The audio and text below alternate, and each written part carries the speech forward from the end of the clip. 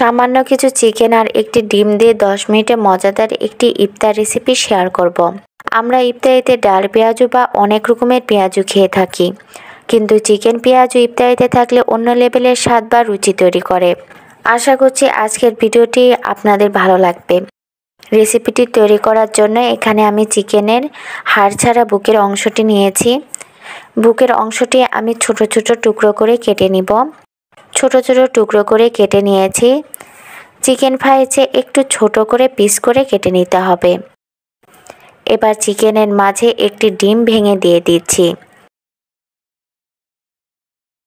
ডিম চিকেনের সাথে ভালো করে মাখিয়ে নিব। চিকেন ডিমের মিশ্রণটি একটি বলে নিয়ে নিব।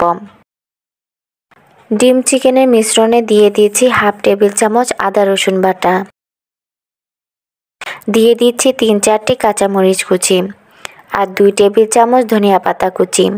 গুঁড়া মশলার মধ্যে দিয়ে দিচ্ছি হাফ চা চামচ গোলমরিচের গুঁড়া, হাফ চা চামচ গরম মশলা, হাফ চা চামচ জিরা গুঁড়া, হাফ চা চামচ ধনিয়া গুঁড়া, মরিচ গুঁড়া দিয়ে দিচ্ছি হাফ চা চামচ, কোয়ার্টার চা চামচ হলুদ গুঁড়া আর স্বাদ মতো লবণ দিয়ে দিচ্ছি।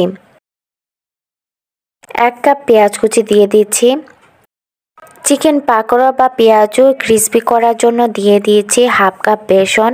বেসনের পরিবর্তে আপনারা আটা বা কর্নফ্লাওয়ার দিয়েও তৈরি করে নিতে পারেন। এখন সব কিছু ভালো করে মাখিয়ে নিব। আপনারা চাইলে চিকেনে শুধু মশলা মাখিয়ে 10-15 মিনিট রেস্টে রেখে দিতে পারেন। অনেক সময় ডিমের সাইজ আর পেঁয়াজের পানি বের হওয়ার কারণে বেসনের পরিমাণ কম বা বেশি লাগতে পারে। মিশ্রণটি আঠালো করে মাখিয়ে নিতে হবে। মাখানো হয়ে গিয়েছে। এবার পেঁয়াজের মতো ছোট ছোট শেপ করে ভেজে নেব। ভাজার জন্য তেল গরম করতে দিয়েছিলাম। তেল গরম হয়ে গিয়েছে।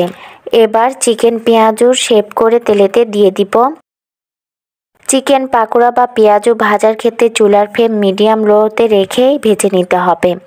বেশি তাপে ভেজে নিলে চিকেন প্রপারলি সিদ্ধ হবে না এবং পেঁয়াজু ক্রিস্পি হবে না। তাই একটু সময় নিয়ে উল্টে পাল্টে পেঁয়াজগুলো ভেজে নিতে হবে। পেঁয়াজগুলোর কালার চলে এসেছে। এবার তেল থেকে উঠিয়ে নিব। পেঁয়াজগুলো ভাজতে আমার 5 থেকে 6 মিনিট সময় লেগেছে। ইফতারিতে ঠিক এরকম নাস্তা থাকলে বড় থেকে ছোট সবাই অনেক পছন্দ করবে। আমি একটি পাকোড়া ভেঙে দেখাচ্ছি কতটা মুচমুচে হয়েছে।